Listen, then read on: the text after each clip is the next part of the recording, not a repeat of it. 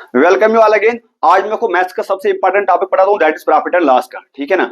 आप सबको पता होगा, अगर हम कोई बिजनेस यूनिट स्टार्ट करना चाहते हैं तो हम सबसे पहले क्या करते हैं, यहाँ तो डायरेक्ट हम किसी मैन्युफैक्चरर के पास जाएंगे या हम किसी डीलर के पास जाते हैं। वहां हम जाते हैं, बोलते हैं भाई हमने एक अपना बिजनेस यूनिट स्टार्ट किया है, उसके लिए हमें क्या चाहिए, सामान।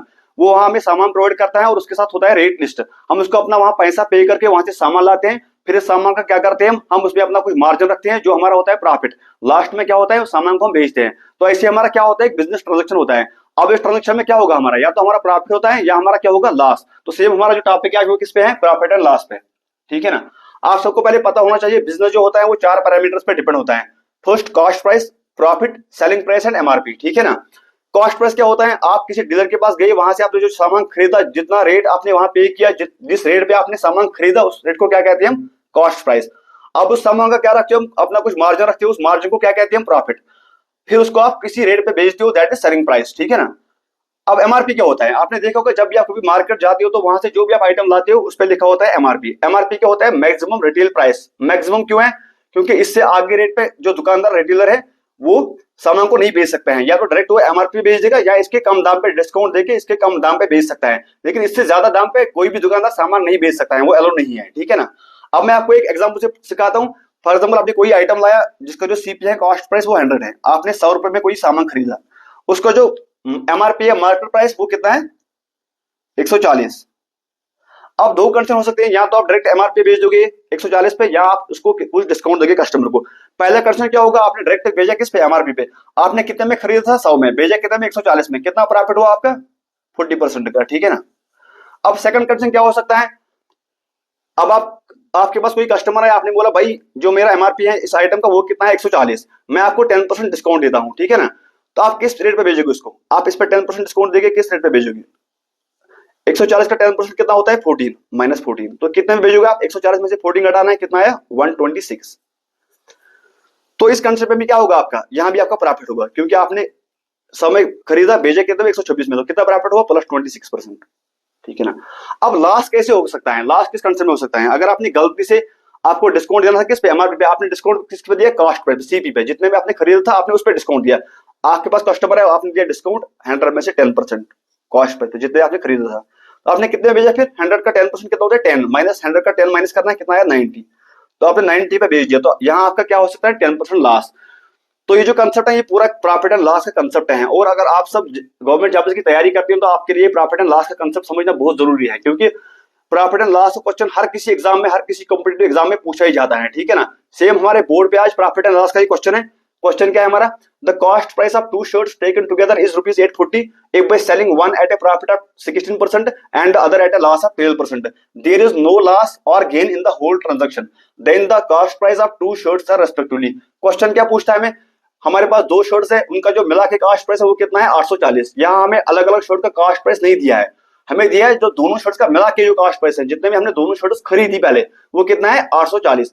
अगर हम एक शर्ट 16% प्रॉफिट पे भेजेंगे और दूसरी शर्ट को क्या भेजेंगे, 12% लॉस पे, तो इस ट्रांजेक्शन में क्या होगा हमारा, ना हमारा कोई लॉस होगा ना हमारा कोई गेन होगा। ठीक है ना।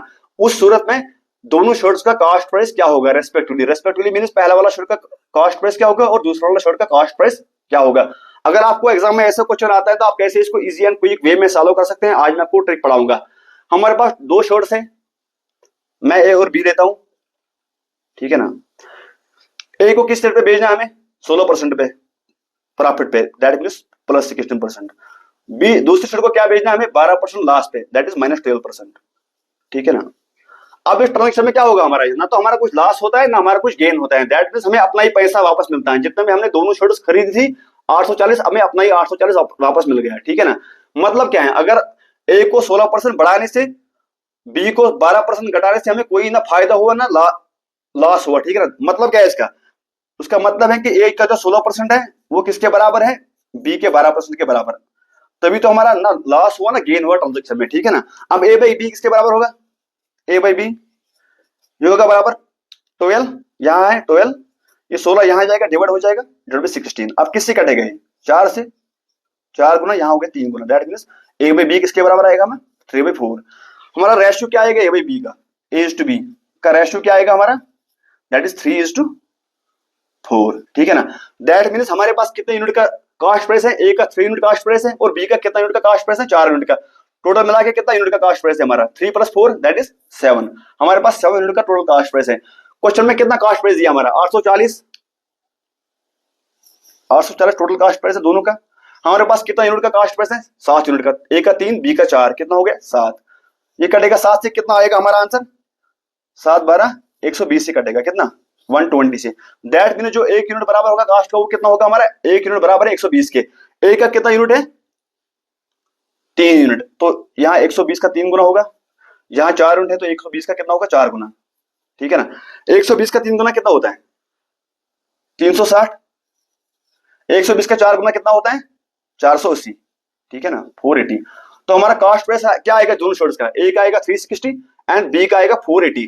हमें क्वेश्चन क्या पूछता है, कास्ट प्राइस कितना है दोनों शर्ट्स का रेस्पेक्टिवली। रेस्पेक्टिवली मींस पहला वाला शर्ट का कितना है और दूसरा वाला शर्ट का कितना है।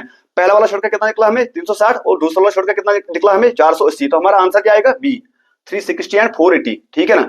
तो ऐसे हम ये क्वेश्चन इजीली सॉल्व कर सकते हैं। आप चैनल को सब्सक्राइब एंड फॉलो करके हमारे साथ जुड़ते रहिए, ताकि जो आपका गवर्नमेंट जॉब का तैयारी है वो इजी एंड कंप्लीट हो इन आवर रेस्पेक्ट्स, और आपका जो सिलेक्शन है वो डन हो जाए, ठीक है ना। Take care, thanks.